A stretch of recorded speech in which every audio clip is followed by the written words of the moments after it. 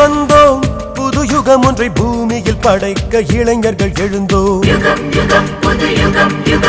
சிறகை விரித்தோம் புது யுகம் ஒன்றை பூமியில் படைக்க பயணத்தை தொடர்ந்தோம் இளைஞர்கள் நடந்தால் இமயமும் நகரும் வெற்றியின் கதவுகள் விரைவினில் திறக்கும் இளைஞனின் கரங்கள் பூமியை சுமக்கும் அவனது விழியினில் வெளிச்சங்கள் கிடைக்கும் புது யுகம் ஒன்றை பூமியில் படைக்க எழுந்திடு எழுந்திடு நண்பா எழுந்திடு எழுந்திடு ஒன்றாய் புது யுகம் ஒன்றை பூமியில் படைக்க எழுந்திடு எழுந்திடு நண்பா உயிரை சுமந்தோம் புது யுகம் ஒன்றை பூமியில் படைக்க இளைஞர்கள் எழுந்தோம் சிறகை விரித்தோம் புது யுகம் ஒன்றை பூமியில் படைக்க பயணத்தை தொடர்ந்தோம்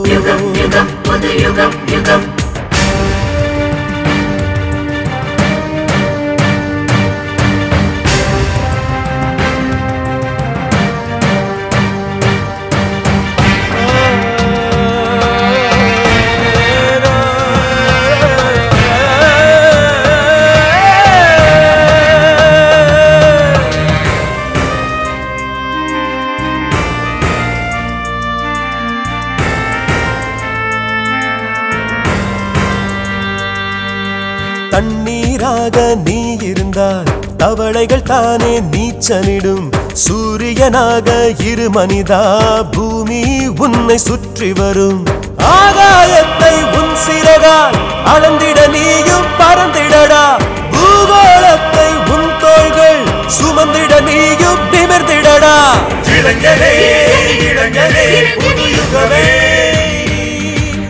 இனி இந்த பூமியின் புது சரித்திரம் யுகம் யுகம் புது யுகம் யுகம்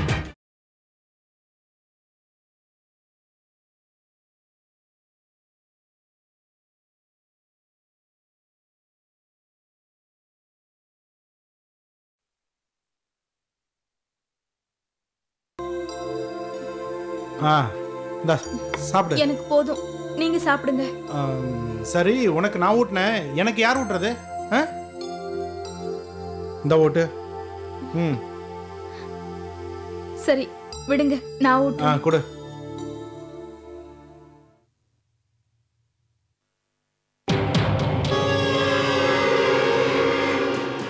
ஏய், என்னடா அமுக்குற நீ?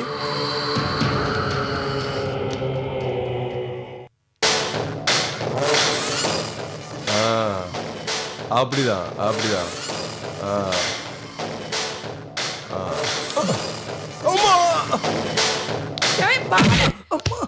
ஏக்கா, என்னக்கா அவனை போய் உடம்பு வலிக்கு புடிடானா? ஏக்கா, ஏன்க்கா அவனை உதைச்ச? உடம்பு வலிக்கு புடிடானா உடம்பே வலிக்கிற மாதிரி புடிச்சு விடுறியா? அவன் யாருடா? அவன் யாரு? என் தம்பி. அவனை கொசு கடிச்சாலே நான் தாங்க மாட்டேன். அவன் அம்மானு கத்துற அளவுக்கு புடிச்சு விடுறியா? இல்லம்மா. மங்களம், 1000 தான் இருந்தாலும் நீ பொம்பளை, ஒரு ஆம்பளைய போய் வாய மூடியா? பொறப்புலதான் நான் பொம்பளை. இந்த மங்களம் 1000 ஆம்பளைக்கு சமம். அது ஊரே சொல்லும். போய. அக்கா விடுக்கா, அவர் போட்ட அஸ்திவாரத்துல தான் நம்ம வாழ்ந்துட்டு இருக்கோம். அஸ்திவாரத்தை குறை சொல்றிய? கைலாசம், அம்மா நான் தெரியாம பண்ணிட்டேன், மன்னிச்சுங்கம்மா. ஏய், தெரிஞ்சு பண்ணாலும் தெரியாம பண்ணாலும் தப்பு தப்பு தானா? தப்பு பண்ண யாருமே இந்த மங்கள தண்டிக்காம விட மாட்டான். போ, போய் மறந்து போடு. வரமா. கைலாசம், சூடா வெந்நீர் போட்டு குளிச்சுட்டு வா. நாட்டுக்கோழி சமைச்சு வச்சிருக்க, மூக்க பிடிக்க தின்னுட்டு தூங்கு. என்னக்கா, என்ன ஏதோ வாடுற மாதிரி தெரியுது? பின்ன என்னடா, அந்த காயத்ரி நம்மள பத்தி கண்டமேனுக்கு எழுதிட்டு இருக்கா. அவ கை கால முறிச்சு கால்ல கல்ல கட்டி கடல வீச வேணா? அக்கா, சின்ன விஷயம், அதையே ஊதி பெருசு பண்ற? நாம ஊத வேண்டாண்டா, காத்தடிச்சா போதும். அடுப்புல இருக்கிற நெருப்பு ஒரு ஊரையே எரிச்சிடும். அக்கா, மினிஸ்டர்கிட்ட பேசிட்டேன். அவ பத்திரிகை எழுதி நடிச்சு நீ ஒன்னும் பயப்படாத. வம்ப எதுக்கு விலை கொடுத்து வாங்கணும்னு அமைதியா இருக்கேன். அம்மா. என்னடா? அம்மா, ராஜு உங்களை பார்க்கணுமா? வர சொல்லு. சரிம்மா. அவனை எதுக்கு வர சொன்ன? எனக்கு தெரியாம ஏதாவது ஏற்பாடு பண்ணிருக்கேன் என்ன? வாடா. என்ன போன காரியம் வெற்றியா? என் தம்பிய பத்தி கண்டமேனுக்கு எழுதினாலே அந்த காயத்ரி அவ பரலோகம் போய் சேர்ந்துட்டாளா? ஒரு தப்பு நடந்து போச்சுக்கா. என்னடா சொல்ற? கைலாசம் போனது காயத்ரி இல்லக்கா, நம்ம கண்ணங்கா. எப்படா? எப்படி? நான் வச்ச குறி தப்பாதே. எப்படி அந்த காயத்ரி தப்பிச்சா சொல்லடா. அவளை கார்ல ஏற்றி கொல்லணும்னு தான் நம்ம கந்தன் 80 கிலோமீட்டர் ஸ்பீடு வேகத்தில் போனான். ஆனால் எதேச்சியா அவள் பட்டுன்னு லெஃப்டில் திரும்பிட்டா, கந்தனும் லெஃப்டில் திரும்பிட்டான். ஸ்பீடில் கண்ட்ரோல் பண்ண முடியாமல் நேராக போய் மரத்தில் மோதிட்டான். காயத்ரி தாங்க அவனை காப்பாற்றுறதுக்காக ஹாஸ்பிட்டலுக்கு கூட்டிகிட்டு போய் கடைசி வரைக்கும் முயற்சி பண்ணான். ஆனால் கந்தன் செத்துட்டாங்க்கா. இதுல நம்ம தலை உருளாதுல. இது ஆக்சிடென்ட் கேஸ்ன்னு சொல்லி எஃப்ஐஆர் எல்லாம் போட்டாச்சுக்கா. ஏய் ராஜு, ஏக்கா ராஜு அடிக்கிற? சந்தடி சாக்குல அந்த கந்தன் கைலாசம் போயிட்டான்னு அடிக்கடி உன் பேரை சொல்றான்டா. அதுக்குதான் அடிச்சேன். என் தம்பி பேரை நான் தான் சொல்லணும், புரியுதா? சரிங்கக்கா. ஏய் எல்லாரும் போங்கடா. அக்கா ஏற்கனவே நான் உங்ககிட்ட சொல்லியிருக்கேன், எனக்கு தெரியாம அந்த காயத்ரி விஷயத்துல எதுவும் தலையிடாதீங்கன்னு. என்னடா பண்ண? காயத்ரியோட கதையை முடிக்க ஏற்பாடு பண்ண. இது தப்பா? எல்லாத்தையும் நான் பேசிட்டேன், மத்தத மெதுவா பாத்துக்கலாம்னு நான் சொன்னேனக்கா. மெதுவா? கைலாசம் ஆபத்து தூரத்துல இருந்து வரும்போது அது மெதுவா வர மாதிரி தான்டா இருக்கும். அது கிட்ட வர வரதா அதோட வேகம் என்னன்னு தெரியும். அந்த நேரத்துல நம்ம அஜாக்கிரதையா இருந்தோம்னு வச்சுக்கோ, அப்புறம் கடைசி நிமிஷத்துல ஒண்ணும் பண்ண முடியாது, புரிஞ்சுதா? 25 வருஷத்துக்கு அப்புறம் எனக்கு ஒரு எதிரி வரான்னு நினைச்சேன்னு வச்சுக்கோ, இப்பவே அவனை கருவிலேயே மங்களம் பாடிடுவேன். அதான் இந்த மங்களத்தோட பாணி. ஏதோ அவளோட நல்ல நேரம் அவ பழைச்சிட்டான், நம்மளோட கெட்ட நேரம் அவ இன்னும் உயிரோட இருந்துட்டு இருக்கா. கெட்ட நேரத்துலயும் ஒரு நல்ல நேரம் தாக்கா. இல்ல கைலாசம், எதிரிக்கும் நமக்கும் ஒரே நேரத்துல நல்ல நேரம் வரக்கூடாது. நமக்கு நல்ல நேரம் வரணும், அந்த காயத்ரிக்கு கெட்ட நேரம் வரணும். தேடி சோறு நிதம் தின்று பல சின்னஞ்சிறு கதைகள் பேசி நரை கூடி கிளப்பருவம் எய்தி பின் கூற்றுக்கு இறையென மாயும் சில வேடிக்கை மனிதரைப் போலே நானும் வீழ்வேன் என்று நினைத்தனையோ?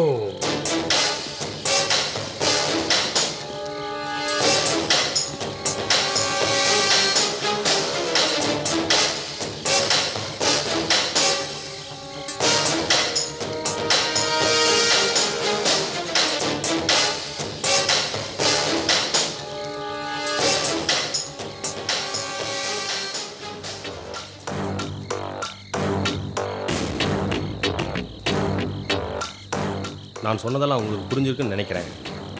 இதில் எந்த மாற்றமும் கிடையாது. காரியத்தை கச்சிதமாக முடிக்கணும். அப்புறம் ஒரு புது வேலை.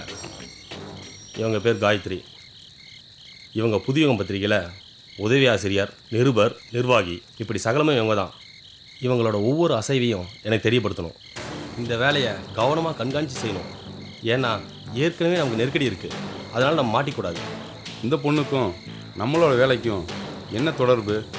இப்போ இருக்கிற சூழல்ல அந்த பெண்ணை கண்காணிக்கிறது அவ்வளவு இன்றியமையாத வேலையா? தலைமைக்கிட்ட இது மாதிரி கேள்வியெல்லாம் கேட்கக்கூடாதுன்றதை நீங்கள் மறந்துருக்க மாட்டீங்கன்னு நினைக்கிறேன். அப்புறம் 3 முக்கியமான விஷயத்தை நீங்கள் பின்பற்றணும். 1, இந்த புகைப்படத்தை யாருக்கிட்டையும் காட்டக்கூடாது. 2, இதை பற்றி யார்கிட்டையும் சொல்லக்கூடாது. 3, இந்த புகைப்படத்தை தவற விடக்கூடாது. ஏன் சொல்கிறேன்னா, பிறர் கையில் இந்த புகைப்படம் கிடைச்சா அனாவசியமான சந்தேகத்தை ஏற்படுத்தும். அதனால தான் சொல்கிறேன். நீங்கள் சொன்ன விஷயத்தை நாங்கள் கண்டிப்பாக கடைபிடிப்போம். நம்ம இதோட கலைவோம். அடுத்த சந்திப்பை பற்றி நான் பொன்குமர்கிட்ட தகவல் தரேன், சரியா? அவர் உங்களுக்கு தகவல் தருவார். நாம் இப்போ கலையலாம். சொன்னதெல்லாம் கவனமாக ஞாபகம் வச்சுக்கோங்க.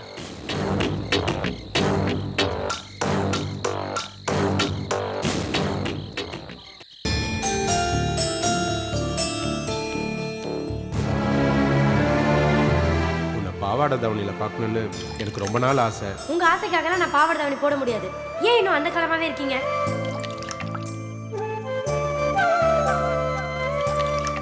உங்களுக்கு எத்தனை தடவை சொன்னாலும் அறிவே வராதா?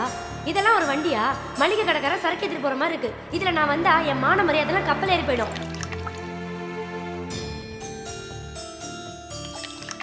நீங்க முதல்ல பைக்கோ இல்ல ஒரு காரோ வாங்கிட்டு என்ன கூப்பிடுங்க, அப்ப நான் வரேன். இப்ப ஆளை விடுறீங்களா?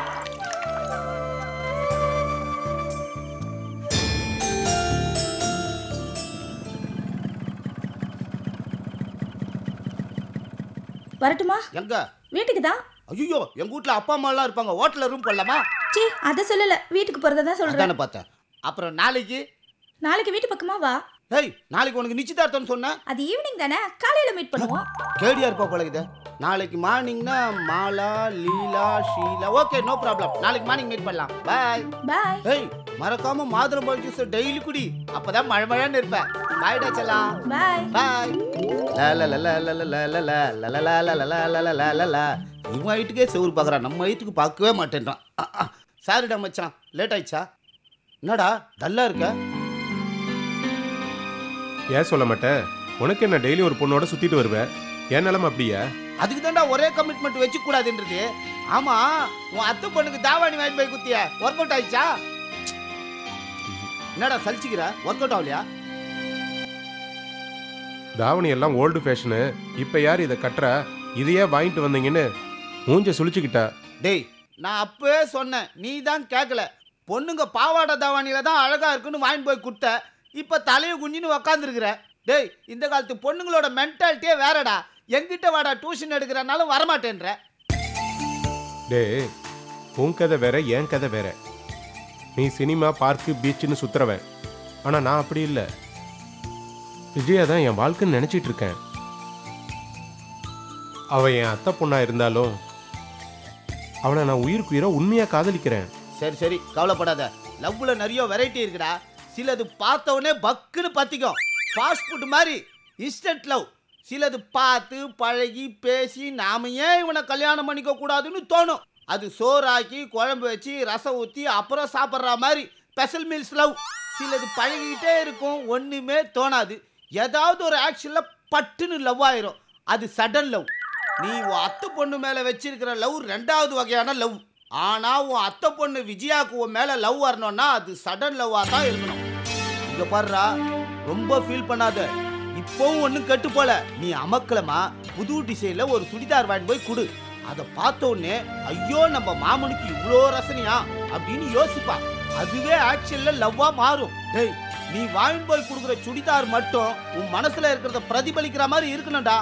அப்புறம் பாரு என்ன நடக்குதுன்னு. எனக்கு அந்த நம்பிக்கை இல்லை.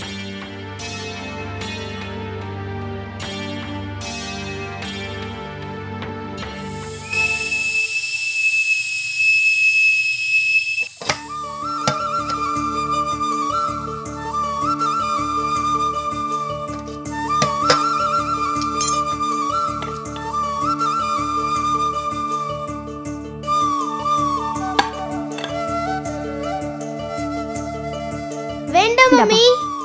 ஏய் அவ 4 இட்லி சாப்பிட்டாண்டி, நீ அட்லீஸ்ட் 2 இட்லியா சாப்பிடு. வேண்டாம் மம்மி. நீ நல்லா சாப்பிடாதனால தான் உனக்கு அடிக்கடி உடம்புக்கு முடியாம போகுது. வேண்டாம் மம்மி. ஏய் நல்லது சொன்னா கேட்க மாட்டேன். காயத்ரி என்ன அண்ணி? சாப்பிடுவாமா? இது வந்துட்டேன் அண்ணி. Good morning aunty. Good morning. Good morning aunty. Good morning. Aunty school fees ஞாபகம் இருக்குடா செல்லம்? நேத்தே மிஸ் சொன்னாங்க. நாளைக்கு தானே லாஸ்ட் டேட், இன்னைக்கே கட்டிடலாம். நீ அதை பத்திலாம் யோசிக்க கூடாது, நல்லா படிக்கணும் என்ன? சரி இப்போ உங்க டைம் ஆச்சு. அவனை விட்டு சாப்பிட்டுட்டே இருப்பான், போடா கை கழுவு. காயத்ரி நேத்து ஏமா வழக்கத்துக்கு மாற லேட்டா வந்த? ஒரு ஆக்சிடென்ட். ஐயோ யாருக்கு? ஒரு ஆளு காரை கொண்டு போய் எலக்ட்ரிக் கம்பத்துல மோதிட்டான். ஐயோ குடி போதையில இருந்தான் போல இருக்கு. கொண்டு போய் ஹாஸ்பிட்டல்ல சேர்த்தேன், ஆள் படைக்கல. ஐயோ இப்பெல்லாம் வண்டி ஓட்டுறத பார்த்தா ரோட்ல நடந்து போயிட்டு நடந்து வரதுக்கு பயமா இருக்கு. பாய் பாய். நீயும் வண்டி ஓட்டுமா கண்ணு, ஜாக்கிரதையா போயிட்டு வா.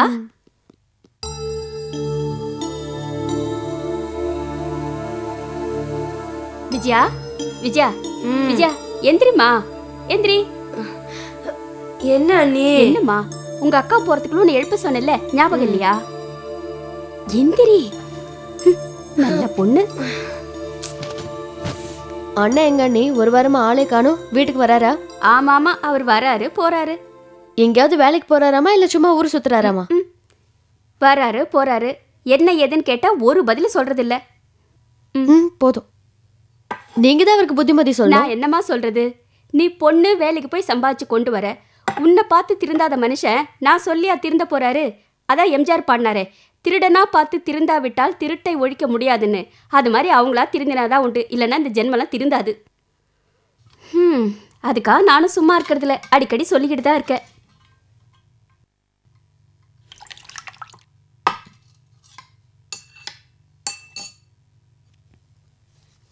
அண்ணே, எனக்கு ஆஃபீஸில் கொஞ்சம் வேலை இருக்கு, நீங்களே போய் ஸ்கூல் ஃபீஸ் கட்டிடுங்க. நானா? நான் கிளம்புறேன். சரிம்மா. அக்கா. என்ன இப்போதான் விடிஞ்சுதா உனக்கு? நீ வேலைக்கு போற, சீக்கிரமா எந்திரிக்கிற. நான் வீட்லயே தானே இருக்கேன், எதுக்கு எந்திரிக்கணும்? இந்த வீட்ல வேலைக்காடி பஞ்சம். அண்ணி மட்டும் எவ்வளவு கஷ்டப்படுறாங்க, அவங்களுக்கு கொஞ்சம் ஹெல்ப் பண்ணலாம்ல. நீ மட்டும் வேலைக்கு போய் வெளி வேலையெல்லாம் பாப்ப, நான் வீட்லயே இருந்து இந்த வீட்டு வேலையெல்லாம் பார்க்கணுமா? வீட்டு வேலை செய்யறது மட்டும் இல்லடி, நான் கிளம்புறேன். இங்க பாரு, நான் உன்கிட்ட பேசுறதுக்கு தான் வந்திருக்கேன். என்ன சொல்லு? என்ன காலேஜ்ல சேர்த்து விடு. உன்கிட்ட நான் ஏற்கனவே சொல்லிருக்கேன் விஜயா, இந்த ஒரு வருஷம் பொறுத்துக்கோ, அடுத்த வருஷம் ஒரு நல்ல ஆர்ட்ஸ் காலேஜா பார்த்து சேர்த்து விடுறேன். அதெல்லாம் முடியாதுக்கா, எனக்கு வீட்ல இருந்து ரொம்ப போர் அடிக்குது. இன்னைக்கே ஒரு நல்ல காலேஜா பார்த்து என்ன சேர்த்து விட்டுரு. வீட்டு நிலவரம் தெரிஞ்சுதான் பேசுறியா? பெங்களூர்ல செல்வா ப்ராஜெக்ட் பண்ணிட்டு இருக்கான். அவன் ஐஏஎஸ் படிக்கிறதுக்கு 5000 ரூபாய் அனுப்பணும், பசங்களுக்கு ஸ்கூல் ஃபீஸ் கட்டணும், வீட்டு செலவே ஏகப்பட்டது இருக்கு. நீ பத்திரிகையில மட்டும்தான் பெருசா பெண் உரிமை, பெண் கல்வி, ஆணுக்கு பெண் சரிசமம் அப்படி இப்படின்னு பக்கம் பக்கமா எழுதுற.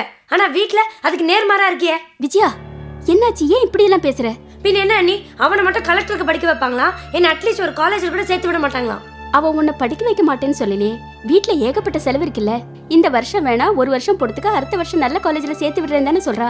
ஏமா அவசரப்படுற? உங்ககிட்ட போய் சொன்ன பாருங்க, ஒரு வருஷம் எப்படி வீணா போகுதுன்னு தெரியுமா? சரி, நீ ஒரு வருஷம் வேஸ்ட் பண்ண வேண்டாம்.